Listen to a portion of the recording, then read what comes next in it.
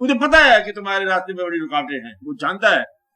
وہ کہتا ہے میں تمہیں سزا نہیں دوں گا، مجھے پتا ہے کہ میں نے تمہیں ضعیف پیدا کیا ہے، پیدا ہی ضعیف کیا ہے، کمزور،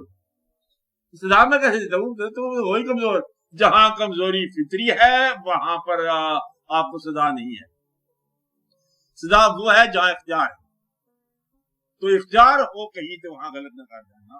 اختیار کے وقت آپ اللہ کی طرف رجوع کرو، آپ مجبوریوں میں بھی اللہ کی طرف رجوع کرو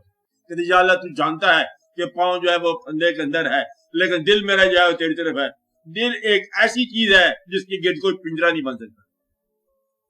لگا لو زور، سونے کے پنجرا بنا لو نہیں بنتا، یہ ایسا پرندہ ہے جو آزادی ہے، بے شک تو دل کی آزادی جو ہے اللہ کی طرف مائل کر دو تو اب کافی ہے نا، کہ جہاں وہاں کوئی گرفتاری نہیں ہے، کہ تم قید خانے میں ہو، قید خانے میں دل جاتے نہیں ہے، دل اللہ کی طرف لگا دو،